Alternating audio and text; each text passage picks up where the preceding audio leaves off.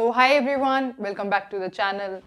तो salt hydrolysis का हमने थ्योरी पोर्शन प्रीवियस 2 वीडियोस में कंप्लीट कर लिया है। ठीक है, आई गेस आपने पूरी वीडियो अच्छे से देखी है और अब हमारा रह गए हैं क्वेश्चंस पार्ट।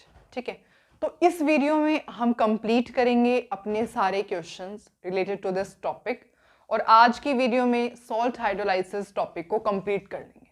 ठीक है, नेक्स्ट वीडियो में हम स्टार्ट करेंगे सॉल्युबिलिटी एंड सॉल्युबिलिटी प्रोडक्ट के बारे में।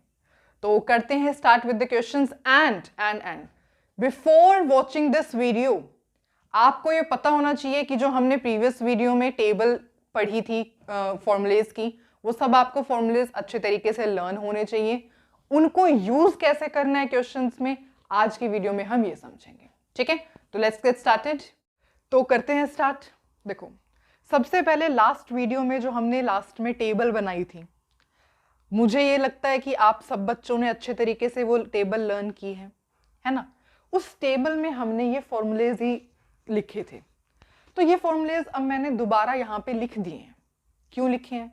सो दैट हमें पता रहे कि सिर्फ यही फॉर्मूलेज है सॉल्ट हाइड्रोलाइसिस में which are going to be used in case of numericals.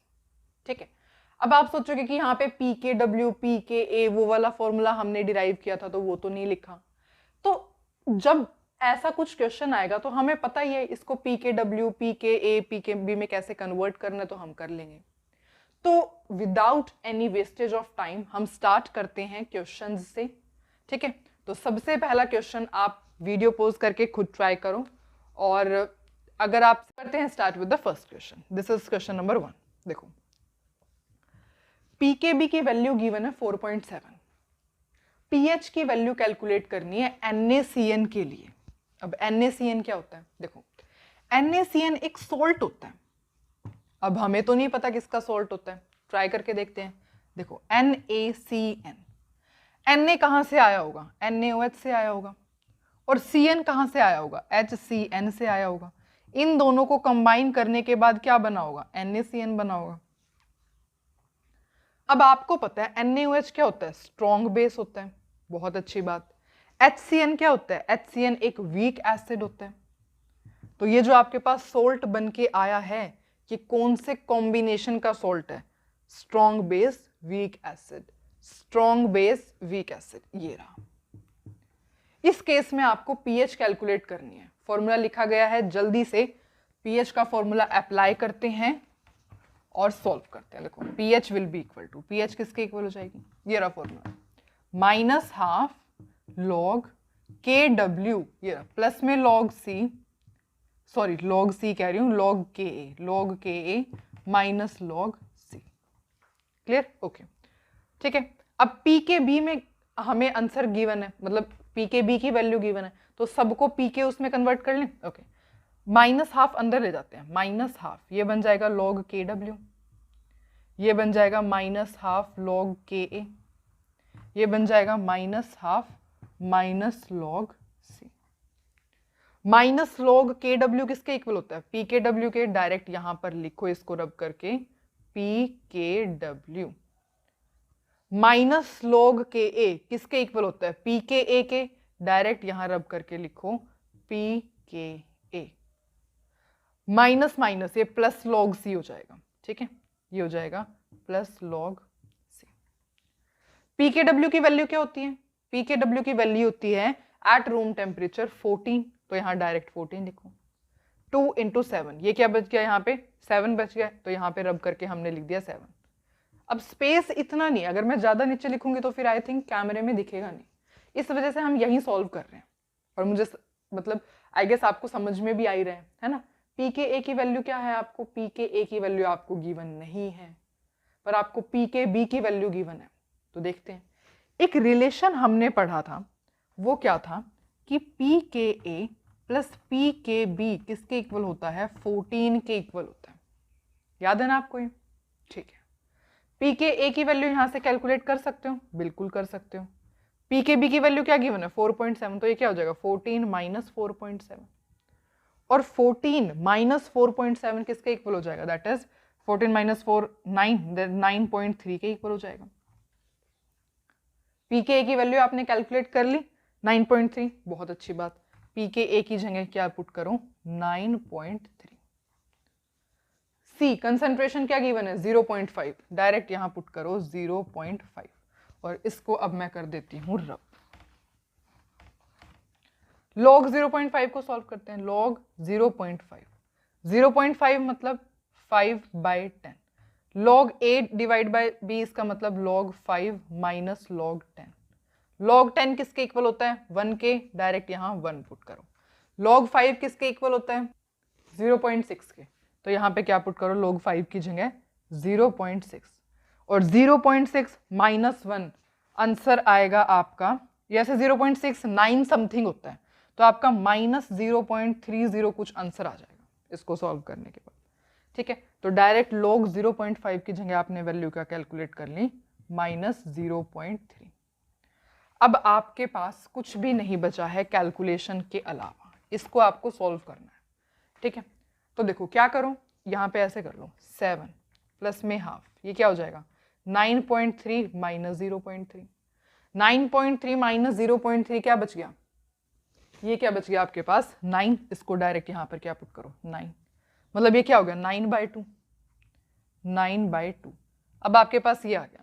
Point में सॉल्व करना चाहो पॉइंट में सॉल्व कर लो, एलसीएम के बेसिस पे सॉल्व करना चाहो मैं एलसीएम ले लेती हूँ। 2 एलसीएम आएगा, 1 2 14 हो जाएगा, 2 1 9 हो जाएगा एंड 14 प्लस में 9 is equals to 14 plus 9 23, 23 divide by 2 answer आएगा 11.5। तो आपके जो पीएच की वैल्यू होगी वो यहां पर क्या आएगी 11.5। अच्छे से लिखती हूँ, अब इसको थोड़ा मैं ऐसे कर देती हूँ, थोड़ा सा स्पेस बन जाए। 11.5 ये आपका आंसर हो जाएगा। कैमरे में दिख रहा है ना, यस इट इज विजिबल। ठीक है, तो इस तरीके से इस क्वेश्चन को सॉल्व करना था। आराम आराम से चलते रहो, स्टेप बाय स्टेप चलते रहो, कुछ भी प्रॉब्लम नहीं आएगी। ये फॉर्मूलेज बस प्लीज लर्न कर लेना क्योंकि ये इंपॉर्टेंट है सॉल्ट हाइड्रोलाइसिस के न्यूमेरिकल्स को सॉल्व करने के लिए। समझ में आया ये क्वेश्चन? एक और क्वेश्चन ट्राई करें। ओके चलो अब ट्राई करते हैं ये क्वेश्चन। पहले वीडियो को पॉज करोगे, खुद ट्राई करोगे और उसके बाद अपना आंसर चेक करोगे। सब कुछ लिखा हुआ है, सिर्फ फॉर्मूला अप्लाई करना है। फॉर्मूला भी आपके सामने लिखा हुआ है, जल्दी से करके बताओ। तो करें स्टार्ट। ओके, CH3COOH मतलब एक वीक एसिड होता है ये, तो NH4OH ये होता है वीक बेस। मतलब ये क्या बना है, देखो CH3COOH प्लस में NH4OH क्या देगा ये, इट विल गिव CH3COONH4। ये क्या है, सॉल्ट बन गया। किसका सॉल्ट बना है, weak acid weak base. Weak acid weak base को कंबाइन करने के बाद सॉल्ट बना है। वीक एसिड वीक बेस वाला कहाँ है, ये। इस केस में आपको क्या कैलकुलेट करना है, पीएच कैलकुलेट करना है। फॉर्मूला लिखा हुआ है, जल्दी से अप्लाई करो। बस एक काम करते हैं, जल्दी फॉर्मूला लिखते हैं और क्वेश्चन को सॉल्व करते हैं। और जल्दी क्यों करना है, जल्दी इसलिए करना है क्योंकि जब आपको पता ही लग गया सब कुछ तो उसमें टाइम क्यों वेस्ट करना है ना। अब अपना आपको बस कैलकुलेशन ही सॉल्व करनी है, तो जल्दी सॉल्व कर लोगे तो हम जल्दी से नेक्स्ट क्वेश्चन ट्राई कर लेंगे। ठीक है, तो पीएच क्या है, ये -½ log KW प्लस में log KA minus log KB -½ अंदर ले जाओ क्योंकि PKA PKB में क्वेश्चन सॉल्व करना है तो वही करना पड़ेगा। -½ अंदर -½ log KW -½ log KA -½ minus log KB। अब सॉल्व करो। माइनस log KW को क्या लिख सकते हो, PKW, डायरेक्ट पुट करो value, that is PKW। PKW को एट रूम टेम्परेचर कितना होता है 14, तो यहाँ डायरेक्ट 14 पुट करो। 2 इंटू ये 7 हो जाएगा, मतलब ये डायरेक्ट आपका आ गया 7। माइनस log KA को क्या लिख सकते हो, PKA, डायरेक्ट यहाँ PKA पुट करो, PKA। PKA की वैल्यू गिवन है 4.76, डायरेक्ट यहाँ 4.76 पुट करो, 4.76। माइनस log KB को क्या लिख सकते हो, PKB, यहाँ पे PKB लिख दो, PKB। और पी के बी की वैल्यू क्या गिवन है 4.75, डायरेक्ट 4.75 पुट करो तो ये क्या हो जाएगा -4.75 डिवाइड बाई 2, -4.75 डिवाइड बाई 2। कुछ भी प्रॉब्लम है यहाँ तक? आई गेस नहीं होनी चाहिए, वैल्यू ही पुट की है और कुछ भी नहीं करा। ठीक है, अगेन हाफ कॉमन निकाल लो, अंदर क्या बचेगा 4.76 माइनस 4.75 और ये क्या हो जाएगा, this will be equal to 0.01 हो जाएगा, ये 0.01। कैमरे में दिख तो रहा है ना? हाँ ठीक है। अब ये क्या हो गया 0.01 डिवाइड बाई 2, इसको ऐसे लिख दो ना 0.01 डिवाइड बाई 2 और 0.01 डिवाइड बाई 2 कितना हो जाएगा, ये तो 0.05 हो जाएगा 0.05 और 7 प्लस में 0.05 005 आएगा, ये डबल जीरो आएगी यहाँ पे। 7 प्लस में 0.005 किसके इक्वल हो जाएगा, that will be equal to 7.005 और यही क्या हो जाएगा आपके वीक एसिड वीक बेस से बना जो सॉल्ट था उसका pH. It was simple, it was clear. ठीक है, बहुत अच्छे से आपने क्वेश्चन को सॉल्व किया विदाउट एनी, मतलब कोई आपने सिर्फ कैलकुलेशन ही सॉल्व किया, फॉर्मूला भी लिखा हुआ था, बस आइडेंटिफाई करो सॉल्ट कौन सा है, फॉर्मूला यूज करो, कैलकुलेशन करो, आंसर आ जाएगा। अब मैं आपको एक होमवर्क देती हूँ इसी क्वेश्चन में, क्योंकि उस होमवर्क में आपको सॉल्व करना पड़ेगा, एंटीलॉग करके आपको सॉल्व करना पड़ेगा वो क्वेश्चन। और आपका होमवर्क ये है, अब आपको पता लग गया है कि ये कौन सा है, वीक एसिड वीक बेस से बना सॉल्ट है, तो आप मुझे इसके अंदर कैलकुलेट करके बताओगे, पीएच नहीं। आप है ना ये कैलकुलेट कर लेना, केएच ए पार्ट होगा, कैलकुलेट केएच, बस ए पार्ट ही देख लो क्योंकि एच तो आप डायरेक्ट वहां से कर लोगे। ठीक है, तो आप केएच को हाइड्रोलाइसिस कांस्टेंट की वैल्यू को कैलकुलेट करके मुझे कमेंट सेक्शन में आंसर जरूर लिख के बताओगे। क्लियर है? एंटीलॉग लेकर के सॉल्व करना पड़ेगा, तो एंटीलॉग मैं ये कंसीडर कर रही हूं कि आपको आता ही होगा एंटीलॉग लेना। ठीक है, तो आप मुझे केएच की वैल्यू को सॉल्व करके बताओगे, कमेंट सेक्शन में आंसर जरूर लिख के बताना। This is your homework. Clear? इतना समझ में आया? नेक्स्ट क्वेश्चन ट्राई करें। Okay, let's try next question now. तो करते हैं ये क्वेश्चन। देखो इसमें क्या है, HNO2। HNO2 जो होता है ना, HNO2 को हम कहते हैं नाइट्रस एसिड। HNO2 का क्या मतलब होता है, नाइट्रस एसिड। और HNO2 एक वीक एसिड होता है, इट इज वीक एसिड। आपको पीएच किसका बताना है, NaNO2 का, NaNO2 का पीएच बताना है। अब Na कहाँ से आया होगा, NaOH से आया होगा, मतलब स्ट्रॉन्ग बेस से आया होगा। और NO2 कहाँ से आया होगा, HNO2 से आया होगा, दैट इज वीक एसिड से आया होगा। इन दोनों को कंबाइन करने के बाद मिला होगा आपको ये सॉल्ट। तो ये सॉल्ट किसका कॉम्बिनेशन है, weak acid strong base, weak acid strong base, weak acid strong base. ये रहा। इस केस में आपको पीएच कैलकुलेट करना है और डिग्री ऑफ हाइड्रोलाइसिस को कैलकुलेट करना है। करते हैं, पीएच तो आप डायरेक्ट कर ही लोगे, पीएच में तो कोई प्रॉब्लम होनी नहीं चाहिए। ठीक है, पीएच क्या है यहाँ पर, pH will be equal to -½ log KW plus log KA minus log C। ये रहा, ये वाला फॉर्मूला यूज किया। KA के टर्म्स में वैल्यू गिवन है तो KA की टर्म्स में लिख लो, या माइनस ऐसे भी करके लिख दो। देखो ये क्या हो जाएगा, -½ log KW -½ अंदर मल्टीप्लाई कर रहे हैं -½ से, -½ माइनस log C। समझ में आया? माइनस log KW को PKW लिख सकते हैं, बिल्कुल लिख सकते हैं। रब करके पहले PKW लिखो। PKW एट रूम टेम्परेचर 14 के इक्वल होता है, रब करके 14। ये हो जाएगा 2 × 7, मतलब यहां आ जाएगा 7। KA किसके इक्वल गिवन है, इसके, मतलब आप ऐसे सॉल्व कर लो, log KA है ना, log KA। K किसके इक्वल गिवन है, 4.5 इंटू 10⁻⁻⁴। इसको जल्दी से सॉल्व करो। देखो log 4.5 -4 log 10, log 10 1, तो ये आंसर आ गया। और log 4.5 की वैल्यू मैं आपको बताती हूँ, मैंने लिखी हुई थी, क्वेश्चन मैंने सॉल्व किया हुआ था, क्या वैल्यू आएगी। तो ये log 4.5 की वैल्यू होती है 0.65, 0.65। और इसको सॉल्व करोगे तो आंसर आ जाएगा माइनस, सबसे पहले तो माइनस आएगा क्योंकि ये 3.3 समथिंग आ जाएगा, 3.3।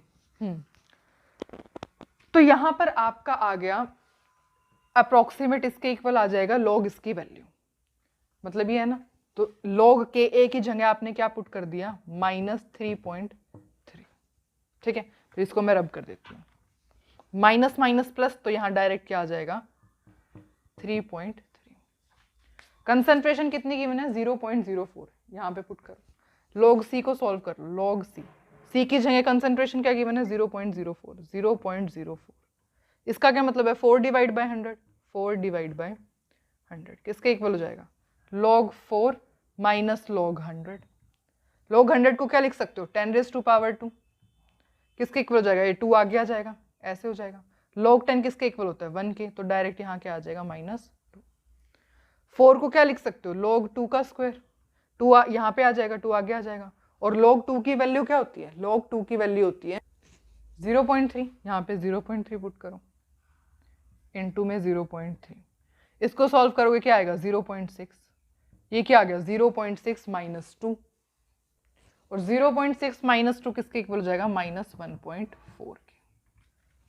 किसका सॉल्व किया था, ये log C का सॉल्व किया था। log C का मतलब है यहाँ पर ये हो जाएगा +1.4, दैट इज -1.4 हो जाएगा ओवरऑल, -1.4 डिवाइड बाय, बस क्लियर। ओके, अब कुछ नहीं करना, सिर्फ सॉल्व करना है। अगेन हाफ कॉमन लो, 3.3 माइनस 1.4, 3 में से 1 गया 2, पर यहाँ 13 में से 4 गया, दैट इज 9, 1.9 आ जाएगा, ये आ जाएगा 1.9। तो 1.9 डिवाइड बाय 2 कितना हो जाता है, that will be equal to 0.95, और 7 प्लस में 0.9, 7.95 के अप्रोक्सीमेट आपका पीएच आएगा। कुछ भी नहीं था ये फॉर्मूला, हम एक मतलब पहले भी सॉल्व कर चुके इस फॉर्मूले के बेसिस पर क्वेश्चन। अब ऐसा क्वेश्चन सॉल्व नहीं करेंगे जिसमें यही पीएच कैलकुलेट करना हो, क्योंकि कुछ नहीं होता, फॉर्मूला अप्लाई करना होता है, सिंपल कैलकुलेशन सॉल्व करनी होती है, वो आपको अब आई गए हैं। ठीक है, तो चलो फर्स्ट पार्ट तो अब हमारा हो गया, हमने सॉल्व कर ही लिया।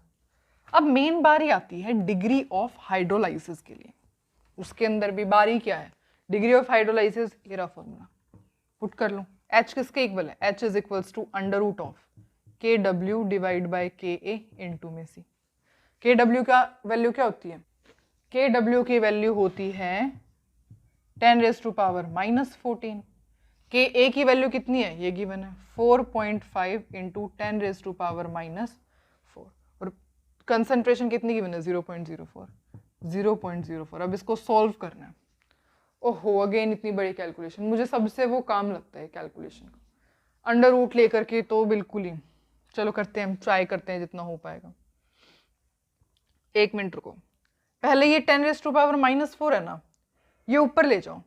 आपको समझ में तो आ गया ना, कुछ नहीं किया, KW की जगह 10⁻⁻14 पुट किए, KA की जगह 4.5 इंटू 10⁻⁻4 पुट किया, कंसंट्रेशन की जगह ये पुट किया। अब ये माइनस में ऊपर जाके क्या हो जाएगा, ये 10⁻4 हो जाएगा। इसको यहीं सॉल्व करते हैं, माइनस प्लस ये -10 हो जाएगा, -10 हो गया। ये किसके इक्वल है, देखो 0.04, 0.04 को क्या लिख सकते हो 4 डिवाइड बाय 100, मतलब 4 इंटू 10⁻⁻2 ऐसे लिख सकते हो। तो यहाँ डायरेक्ट लिखो 4 इंटू 10⁻⁻2। अब क्या हुआ, माइनस यहाँ पे ऊपर जाएगा 10⁻2 बन जाएगा, 10⁻2 बन गया, -10 ये -8 हो जाएगा, -8। इतना तो सॉल्व कर लिया। ठीक है, इसको क्या लिख सकते हो 4 ये बाहर आएगा 1/2 बन जाएगा, है ना। तो ओवरऑल आपका ये आ जाएगा, मतलब 1/2 √ 10⁻⁻8 डिवाइड बाय 4.5, इतना आ जाएगा इसको सॉल्व करने के बाद। अब क्या करूं, √ का मतलब क्या होता है ⁻⁻ 1/2, इसका भी √ हो जाएगा, √ 4.5, इसकी तो वैल्यू मैं आपको बताऊंगी। ये किसके इक्वल हो जाएगा? 4 10⁻⁻4 के इक्वल हो जाएगा, ये 10⁻⁻4 के इक्वल हो जाएगा। अब बस सॉल्व करना है और कुछ भी नहीं करना, ठीक है। √4.5 की वैल्यू मैंने सॉल्व कर रखा था ये क्वेश्चन, मैं आपको बताती हूँ। इसकी वैल्यू होती है 2.12, डायरेक्ट हमने यहाँ पे 2.12 पुट किया। 2.12 इंटू 2 कितना होता है, और इसको इसके साथ मल्टीप्लाई करोगे 4.24 हो जाएगा, ये हो जाएगा 4.24। यहाँ लिख दूं 4.24 और यहाँ से रब कर देती हूँ। अब 1 डिवाइड बाय 4.24 क्या होता है? ये रुको, मैंने सॉल्व कर रखा था, मैं देखती हूँ। 1 डिवाइड बाय 1.24 होता है 0.23। 0.23 ये आपका आंसर आ गया। ज्यादा अच्छे से अगर इसको करना चाहो तो मतलब अच्छे से तो क्या, मतलब मैं ऐसे कह रही थी कि 10⁻⁻5 बनाना चाहो तो 100। चलो ये छोड़ो, ठीक है। मतलब ये आपका ओवरऑल आंसर आ गया है। हाइड्रोलाइसिस, डिग्री ऑफ हाइड्रोलाइसिस की वैल्यू ये आपने सॉल्व करने के बाद आ गई। अब आप देख पा रहे होगे कि इन क्वेश्चंस में ना सिर्फ और सिर्फ कैलकुलेशन है। मुझे तो ऐसा ही लगता है, अब आपको कैसा लगता है? आपको भी यही लगेगा, क्योंकि कैलकुलेशन ही सॉल्व कर रहे हैं, है ना। क्योंकि फॉर्मूला तो लिखा ही हुआ है, हमने कुछ भी नहीं किया, ना हमने कुछ लर्न किया है ना कुछ और, हमने सिर्फ फॉर्मूला देखा। सॉल्ट देखो पहले कौन सा सॉल्ट है, आइडेंटिफाई करो, वीक एसिड स्ट्रॉन्ग बेस का सॉल्ट है। पीएच का फॉर्मूला देखा, कैलकुलेट, बस कैलकुलेशन ही सॉल्व कर रहे हैं, मैं इतनी देर से कैलकुलेशन ही सॉल्व कर रहे हैं। डिग्री ऑफ हाइड्रोलाइसिस का फॉर्मूला देखा, वैल्यू पुट की, कैलकुलेशन सॉल्व करते रहो, ठीक है। बस यही है इन क्वेश्चंस में। आई गेस आपको ये क्वेश्चंस बहुत इजी लग रहे होंगे, है ना, क्योंकि हम बहुत अच्छे से सॉल्व कर रहे हैं, स्टेप बाय स्टेप सॉल्व कर रहे हैं। अच्छा, इस क्वेश्चन में अब मैं आपको एक बात बोलना चाहती हूँ। इस क्वेश्चन में अगर आपको मैं ऐसे कहती हूँ कि आपको परसेंटेज ऑफ हाइड्रोलाइसिस बतानी है, परसेंट ऑफ हाइड्रोलाइसिस, तो कैसे कैलकुलेट करोगे? आपको सपोज कहा जाए कि आपको परसेंट ऑफ हाइड्रोलाइसिस बताना है, तो कैसे कैलकुलेट करोगे? कुछ नहीं करोगे, डिग्री ऑफ हाइड्रोलाइसिस कैलकुलेट किया, परसेंट बताना है, मल्टीप्लाई बाय 100% कर दो, बात खत्म। जो भी आंसर आएगा वो हो जाएगा आपका, ठीक है। तो अगर आपको किसी क्वेश्चन में कहा जाए कि आपको परसेंट ऑफ हाइड्रोलाइसिस बताना होता है, तो परसेंट बताना है, मल्टीप्लाई, जो आपका एच का आंसर आएगा ना, डिग्री ऑफ हाइड्रोलाइसिस का जो आंसर आएगा उसको 100% से आप मल्टीप्लाई कर देना, जो भी आंसर आएगा वो आपका परसेंट में आंसर आ जाएगा। समझ में आई बात? एक और क्वेश्चन ट्राई करके देखोगे? बिल्कुल, तो करते हैं नेक्स्ट क्वेश्चन ट्राई। तो ट्राई करते हैं ये क्वेश्चन। देखो, Ka गिवन है, किसका गिवन है?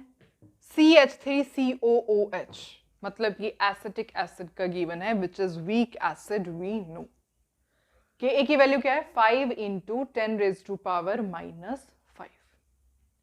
आपको H पॉजिटिव की कंसंट्रेशन को कैलकुलेट करना है in aqueous solution in which concentration of CH3COO negative is इतना। अब पहले तो देखो आप, क्या है ये? वीक एसिड का केस है। देखो, अब वीक एसिड तो आपको पता है, पर यहां पे आपको ये नहीं बताया हुआ कि सॉल्ट कौन सा है, क्योंकि सॉल्ट तो मेंशन ही नहीं है ना आपको बेस मेंशन है। तो आप कौन सा फॉर्मूला यूज करोगे? मेन क्वेश्चन आता है ये। वीक एसिड है, वीक एसिड तो ये हो सकता है या ये वाला केस हो सकता है, बस बात खत्म। ये तो आएगा नहीं, क्योंकि इसमें तो स्ट्रॉन्ग एसिड है। लेकिन इसके अंदर ना आपको एक क्वेश्चन में हिंट गिवन है, और वो क्या है कि एक्वस सॉल्यूशन में आयंस किसके प्रेजेंट है? CH3COO नेगेटिव के आयंस प्रेजेंट है, ठीक है। इसका मतलब क्या है? इसके आयंस प्रेजेंट है, इसका मतलब इस वीक एसिड के साथ स्ट्रॉन्ग बेस का कॉम्बिनेशन होगा। क्योंकि अगर यहां पे वीक बेस होता ना, सपोज यहां पे मेंशन तो नहीं है अभी, पर अगर इन्होंने वीक बेस यूज किया होता तो यहां पे सॉल्यूशन में आयंस वीक बेस के भी प्रेजेंट होते, पर ऐसा तो है ही नहीं, ठीक है। देखो, जितना जो वीक जितना वीक कंपोनेंट होता है ना, जितना वीक कोई भी कंपोनेंट होता है, कोई कंपोनेंट जितना वीक होता है वो उतनी ही हाइड्रोलाइसिस शो करता है। ये बात आप ध्यान रखना, मोर हाइड्रोलाइसिस।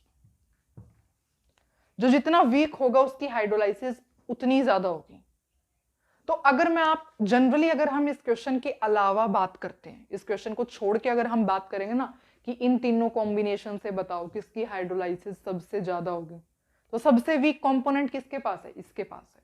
दोनों वीक है, इस वजह से इसकी हाइड्रोलाइसिस सबसे ज्यादा होगी। ठीक है, जो जितना ज्यादा वीक उसकी हाइड्रोलाइसिस उतनी ज्यादा। बात समझ में आई? ओके। तो अगर यहाँ पे कोई वीक बेस प्रेजेंट होता तो उसके भी सॉल्यूशन में आयंस आते, पर ऐसा तो हुआ नहीं। सॉल्यूशन में आयंस किसके मिल रहे हैं? सिर्फ आपको वीक एसिड के मिल रहे हैं। CH3COOH is a weak acid, उसी के आयंस आपको सॉल्यूशन में मिल रहे हैं। इसका क्या मतलब है कि वीक एसिड के साथ क्या प्रेजेंट होगा? स्ट्रॉन्ग बेस का जो ये होगा ना, ये सॉल्ट होगा। बस अब आपको समझ में आ गया है, सिर्फ मैंने आपको इसी के लिए ये क्वेश्चन करवाया। अब आपको पता चल गया weak acid strong base, weak acid strong. क्या कैलकुलेट करना है? H पॉजिटिव की कंसंट्रेशन को कैलकुलेट करना है। अब आप सोचोगे कि यहाँ H पॉजिटिव की कंसंट्रेशन का तो फॉर्मूला लिखा ही नहीं हुआ है। तो वैसे तो हमने जो प्रीवियस वीडियो में पढ़ी थी पूरी टेबल, उसके अंदर हमने सारे फॉर्मूले मेंशन किए थे। और अगर कोई फॉर्मूला रह गया है तो ये नहीं है कि हमने किया नहीं है, क्योंकि अगर आपने डेरिवेशन अच्छे तरीके से लिखी है जो हमने सॉल्व की थी, उसके अंदर आपको पता लग जाएगा H पॉजिटिव का फॉर्मूला। पर स्टिल हमने ऐसे नहीं लिखा, तो मैं आपको बता देती हूँ कि अगर आपको वीक एसिड स्ट्रॉन्ग बेस के लिए H पॉजिटिव का कैलकुलेट करना होता है ना, तो ये फॉर्मूला होता है, that is under root of KW KA divide by C। अब समझ में आ गया आपको बात? ठीक है, अब डायरेक्ट वैल्यू पुट कर सकते हो। H पॉजिटिव की कंसंट्रेशन अंडर रूट ऑफ क्या है? KW KA divide by C, ये है। KW की वैल्यू 10⁻⁻14, यही लिख दूं? यही लिख देती हूँ, 10⁻⁻14। KA कितना है? KA ये रहा 5 × 10⁻⁻5, 5 × 10⁻⁻5। और कंसंट्रेशन क्या गिवन है? 0.02, 0.02। 5 डिवाइड बाय 0.02 ये हो जाएगा 5 डिवाइड बाय 0.02 250। अब सॉल्व कर लो बस। देखो बेस सेम है, पावर ऐड हो जाएगी, तो ये क्या हो जाएगा? 10⁻⁻14 प्लस -90 इनटू में 250, इसको 25 × 10 लिख दो। अब ये अगेन बेस सेम हो गए, 10⁻1 हो गया, 10⁻⁻19 हो गया, बेस सेम, पावर ऐड कर दो, -18 हो जाएगा। ये इसको हटा दो, ये 25 है, रूट से बाहर आ जाएगा तो ये 5 हो जाएगा। अब सिर्फ इसके ऊपर रूट है। रूट का क्या मतलब होता है? अंडर रूट का मतलब होता है 1/2। इसका मतलब क्या है? 1/2। तो ये कितना हो जाएगा? 9 हो जाएगा। तो ये किसके इक्वल आ गया? That is equals to 5 × 10⁻⁻9। ये आ जाएगी आपकी किसकी कंसंट्रेशन? H पॉजिटिव की कंसंट्रेशन। समझ में आई आपको बात? किस तरीके से सॉल्व करना था, कैसे आपने आइडेंटिफाई किया, बस इसीलिए मैंने ये क्वेश्चन करवाया था। एक तो H पॉजिटिव के फॉर्मूले के लिए और एक इस स्टेटमेंट के लिए। क्लियर? एक और क्वेश्चन ट्राई करोगे? बिल्कुल। चलो भाई, अब ये क्वेश्चन सॉल्व करते हैं। आपको पता है वैसे तो है ना, मुझे सॉल्ट हाइड्रोलाइसिस की ना एक वीडियो डालनी चाहिए थी, पर इतने पार्ट्स मुझे समझ नहीं आ रहा कैसे बन गए। एक्चुअली पता है मैंने ना सारा पहले मटेरियल एक इकट्ठा किया, ठीक है, उसके बाद मैंने है ना, उसके बाद फिर मैंने क्वेश्चंस, मैंने ना सारा मटेरियल पहले इकट्ठा कर लिया था जो भी मुझे आपको कराना है, ठीक है, क्वेश्चंस भी मैंने सारे वो कर लिए थे। पर प्रॉब्लम ये हुई कि जब मैं समझाने लगी, पूरी वीडियो बनाने लगी ना, तो 1 घंटे की वीडियो बन गई। और उसके बाद मुझे कंसीडर, मतलब जैसे मैं भी अगर वो करती हूँ तो मुझे ऐसा लगता है कि 1 घंटे से ज़्यादा वीडियो मैं नहीं देख सकती। तो मैं ये कंसीडर करती हूँ कि 1 घंटे की वीडियो जब मैं खुद नहीं देख सकती तो आप कैसे देख सकते होगे, है ना। तो 1 घंटे की वीडियो में ही हमने इतना कर लिया था। उसके बाद फिर मैंने दोबारा वीडियो बनाई तो मुझे लगा अब तो क्वेश्चंस करा दूंगी, फिर दोबारा सेकेंड वीडियो भी 1 घंटे की बन गई। अब ये जा करके कहीं क्वेश्चंस की वीडियो, अब इस लेक्चर में तो हम ये टॉपिक कंप्लीट करने वाले हैं, क्योंकि 1 घंटे से ज़्यादा ये वीडियो नहीं बनेगी, क्योंकि हमें मतलब फॉर्मूलेज मैंने पहले ही लिख लिए थे। और अदरवाइज मैं जैसे यूं करूंगी ना, क्वेश्चंस भी लिखूंगी तो 1 घंटे की वीडियो आराम से बन जाएगी। पर इट्स फाइन, अब इतने लेक्चर्स की वीडियो बनी है तो आई गेस आपने देखी भी होगी, है ना। तो करते हैं स्टार्ट, ठीक है। इस क्वेश्चन से 0.1 मोलर HA, HA क्या होता है? HA is the representation of any acid, कोई भी एसिड गिवन है। अब इन्होंने ये नहीं बताया वीक एसिड है या स्ट्रॉन्ग एसिड है, ठीक है, ओके।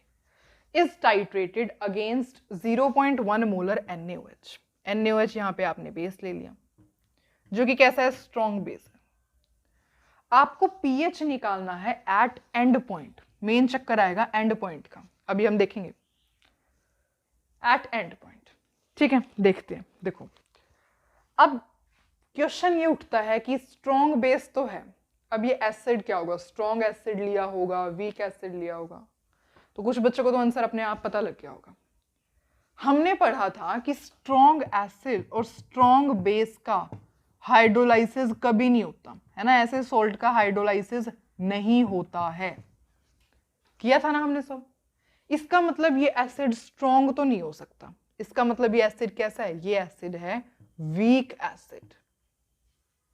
मतलब कि क्या? ये किसका कॉम्बिनेशन है? वीक एसिड स्ट्रॉन्ग बेस, ये रहा weak acid strong base, weak acid strong base. मतलब पीएच का फॉर्मूला अप्लाई कौन सा करोगे? ये वाला करोगे। इतना समझ में आया? ओके। अब ये एंड पॉइंट की कहानी क्या है मैं बताती हूँ आपको। पीएच आप एक बार पुट करो, पीएच कैसे? PH will be equal to -12 log KW plus log KA minus log C, ये पुट करोगे आप, है ना। उसके बाद क्या करोगे? KA के टर्म्स में अंदर -12 को मतलब मेरा क्वेश्चन ये है कि कंसंट्रेशन क्या रखोगे? ये रखोगे? कहाँ गई कंसंट्रेशन? ये रखोगे? कहाँ दी हुई है सॉल्ट की कंसंट्रेशन? दी नहीं हुई, गिवन है आपको। ये कंसंट्रेशन आपको गिवन है बेस की, ये कंसंट्रेशन आपको गिवन है एसिड की, यहां कौन सी कंसंट्रेशन पुट करोगे? मेन क्वेश्चन है मेरा ये, और इसीलिए मैंने ये क्वेश्चन डालना है। एक्चुअली होता क्या है, देखो एंड पॉइंट का मतलब पता है क्या होता है? एंड पॉइंट का मतलब होता है, एंड पॉइंट मींस कि इस एसिड और इस बेस ने इक्विवेलेंट अमाउंट में रिएक्ट किया होगा एक दूसरे के साथ। एंड पॉइंट पे इक्विवेलेंट अमाउंट रिएक्टेड। अब एक बात देखो, HA था, उसको आपने NaOH के साथ रिएक्ट करवाया, क्या बना? NaA प्लस में वाटर बना, है ना। तो फाइनल सॉल्यूशन में NaA की क्या कंस है? ये सॉल्ट है ना, ये एसिड है, एसिड ये रहा, बेस ये रहा, एसिड और बेस से मिलके ये सॉल्ट बनता है। तो इसकी कंसंट्रेशन क्या रही होगी? इन दोनों के इक्विवेलेंट अमाउंट ने रिएक्ट किया, मतलब इसका भी 0.1 और इसका भी 0.1। तो फाइनल सॉल्यूशन में इसकी कंसंट्रेशन क्या रही होगी? 0.1 डिवाइड बाय 2। ये वैल्यू पुट करोगे, C की वैल्यू आएगी 0.1 डिवाइड बाय 2। इसलिए मैंने आपको एक क्वेश्चन करवाया है, दिया है और आपको समझाया, ठीक है। तो अगर आपको पीएच कैलकुलेट करना होता है एंड पॉइंट पे, तो एंड पॉइंट का मतलब होता है the equivalent amount has been reacted, और ये चेक करने की भी जरूरत नहीं है, ये गिवन ही है 0.1 HA 0.1 molar NaOH। Equivalent amount आपने टाइट्रेट किया, दोनों की अमाउंट इक्वल है, ठीक है। तो NaA की फाइनल सॉल्यूशन में कंसंट्रेशन क्या होगी? 0.1 डिवाइड बाय 2, इक्विवेलेंट अमाउंट थी ना, तो इसकी कंसंट्रेशन क्या हो जाएगी फाइनल सॉल्यूशन में? इसकी डिवाइड बाय 2, हाफ हो जाएगी। मतलब इन शॉर्ट हम ऐसे कह सकते हैं इसकी कंसंट्रेशन हाफ हो गई। समझ में आया? तो कई क्वेश्चन में आपको कोई जरूरी नहीं है एंड पॉइंट लिखा मिले।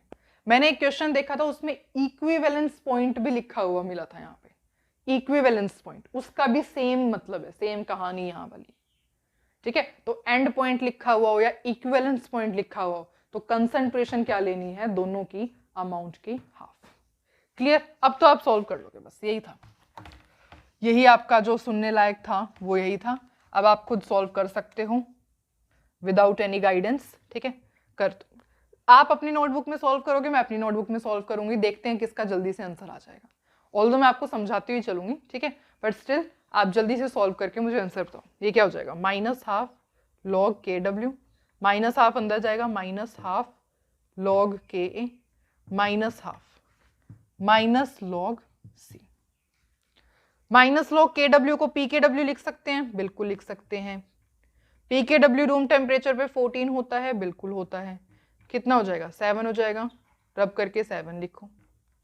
लॉग के ए, अब अगेन लॉग के ए की वैल्यू क्या गिवन है? 5 into 10 raise to power minus 6, 5 into 10 raise to power minus 6, मतलब log 5 माइनस 6 log 10। log 10 कितना होता है? 1, पुट करो 1।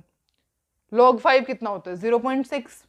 वैसे log 5 की वैल्यू 0.69 होती है, तो हम 0.7 लिख सकते हैं यहाँ पे, 0.7। और 6 में से 0.7 गया, कितना होगा? That will be equal to minus 5.3। मतलब log k की जगह हमने पुट कर दिया माइनस 5.3। माइनस माइनस प्लस, मतलब यहां कह सकते हैं 5.3। ये हटा दो। log c की वैल्यू पता है? log c की वैल्यू क्या है? 0.1 डिवाइड बाई 2, 0.1 डिवाइड बाई 2, और 0.1 डिवाइड बाई 2 दैट इज 0.05, 0.05। अब इसको सॉल्व करते हैं। दैट इज log 0 मतलब 5/100, मतलब log 5 माइनस log 100। इसको लिख सकते हैं 10 का स्क्वायर, 10 का स्क्वायर, ये 2 आगे आ जाएगा। log 10 1 के इक्वल होता है, तो डायरेक्ट 2 हो जाएगा। log 5 की वैल्यू 0.7, 0.7, और 0.7 माइनस 2 आप लिख सकते हो, ये हो जाएगा माइनस का साइन है, माइनस 1.3। तो यहाँ माइनस है तो प्लस माइनस 1.3 आ जाएगा, मतलब ओवरऑल यहाँ आ जाएगा माइनस 1.3। बस अब सॉल्व कर लो जल्दी से। किसके इक्वल हो जाएगा? देखो अगेन हाफ कॉमन ले लो, 5.3 minus 1.3 that is equals to 4, है ना? ये हो जाएगा 4 के इक्वल, यहाँ डायरेक्ट 4 पुट कर सकते हो। 2 2 जा, ये हो जाएगा 7 प्लस 2 हो जाएगा 9, मतलब इस केस में जो आपकी पीएच की वैल्यू। तो अब स्टार्ट करते हैं इस क्वेश्चन से। देखो आपको क्या कैलकुलेट करना है? हाइड्रोलाइसिस कांस्टेंट, मतलब KH की वैल्यू को कैलकुलेट करना है ऑफ सोल्ट जिसके पास NO2 नेगेटिव आयंस हैं, ठीक है। और HNO2 अभी आपने पढ़ा, HNO2 क्या होता है? एक वीक एसिड, नाइट्रस एसिड होता है इसका नाम, और क्या होता है? एक वीक एसिड होता है। तो अब वीक एसिड तो आपने देख लिया, मतलब वीक एसिड तो होगा, या तो ये कॉम्बिनेशन हो सकता है, ये कॉम्बिनेशन हो सकता है। अब बात आती है कि सोल्ट के पास अभी आपने सीखा है कौन से आयंस है? NO2 नेगेटिव आयंस हैं। इसका मतलब क्या होगा? ये कॉम्बिनेशन किसका रहा होगा? वीक एसिड स्ट्रॉन्ग बेस का कॉम्बिनेशन रहा होगा। क्यों? क्योंकि अगर वीक एसिड वीक बेस होता ना, अगर सपोज ये इस टाइप का सोल्ट होता, वीक एसिड और वीक बेस, तो यहाँ पे सोल्ट के पास इसके साथ साथ वीक बेस के भी आयंस प्रेजेंट होते हैं। अभी हमने इस टाइप का क्वेश्चन किया है ना, पर यहाँ पर सिर्फ और सिर्फ किसके आयंस प्रेजेंट है? यहाँ पर सोल्ट के पास सिर्फ एसिड के आयंस प्रेजेंट है। इसका मतलब क्या है? जो बेस होगा वो स्ट्रॉन्ग होगा। कॉम्बिनेशन समझ में आ गया? ओके। तो अब आपको ये पता लग गया कि सोल्ट कौन सा है, वीक एसिड स्ट्रॉन्ग बेस वाला, ये वाला सोल्ट है। इस केस में क्या कैलकुलेट करना है?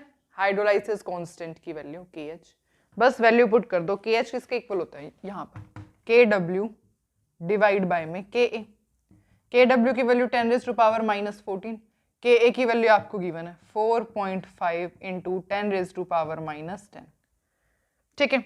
अब ये इसको सॉल्व करोगे तो ये क्या हो जाएगा? 10 रेज़ टू पावर, यहाँ ये 10 रेज़ टू पावर माइनस 14 है, ये 10 रेज़ टू पावर 10 हो जाएगा। 10 raise to power minus 4 divide by 4.5 into, बस ये आंसर आ जाएगा, ठीक है। और इसको अगर आप पूरा सॉल्व करोगे, तो मैंने पूरा सॉल्व करके इसका आंसर कैलकुलेट किया था, तो इसका आंसर आएगा 2.2 into 10 raise to power minus 5, that is 2.2 into 10 raise to power minus 5।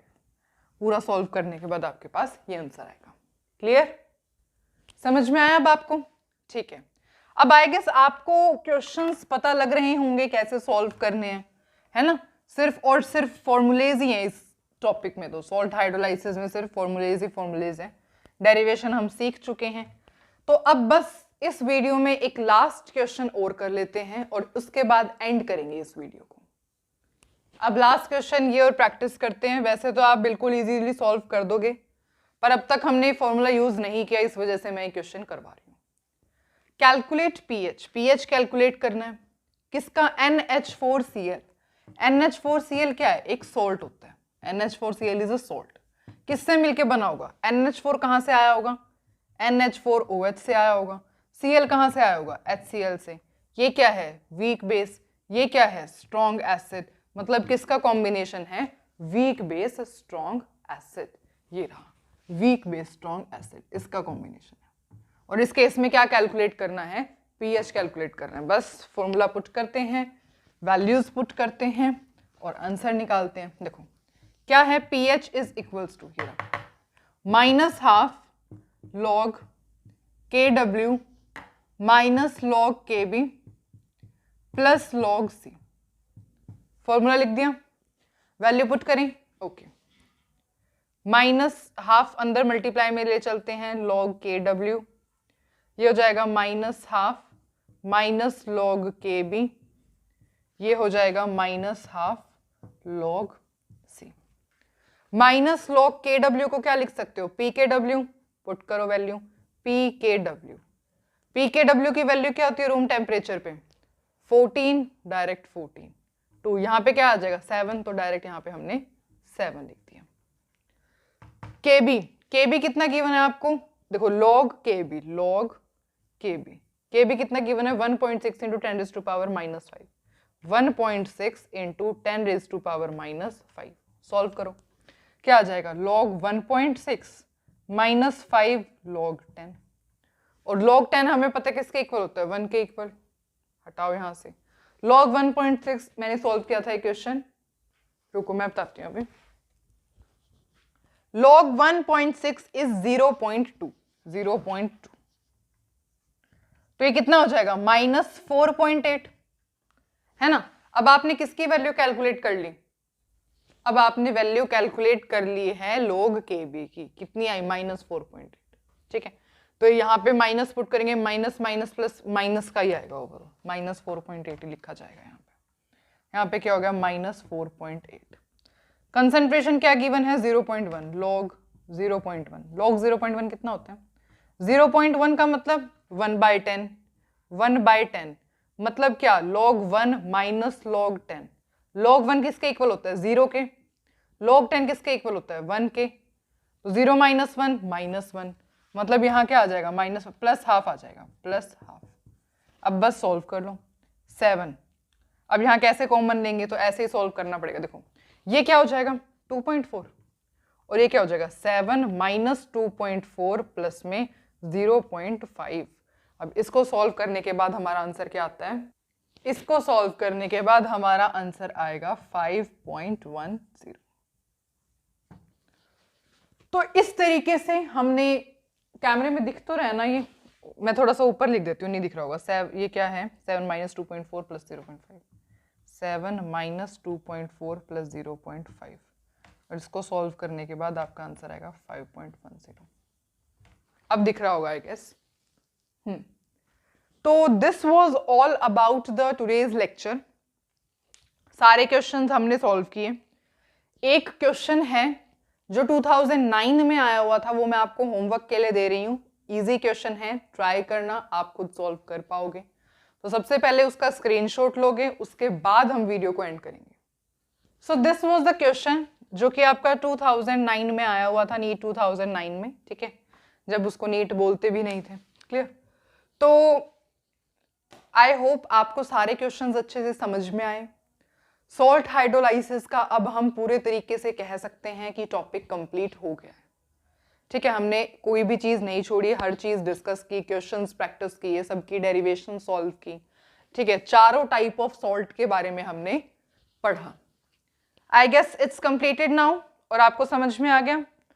तो अब इसको समाप्त करते हैं और नेक्स्ट वीडियो के अंदर हम स्टार्ट करेंगे सॉल्युबिलिटी प्रोडक्ट, सॉल्युबिलिटी क्या होती है। ठीक है, तो वो सब हमें पढ़ना है। बस उसके बाद आपका आयनिक इक्विलिब्रियम का चैप्टर कंप्लीट हो जाएगा। टिल देन जो मैंने क्वेश्चन सॉल्व किया उसको जरूर सॉल्व करना और उसका आंसर कमेंट सेक्शन में लिख के मुझे जरूर बताना। Till then take care.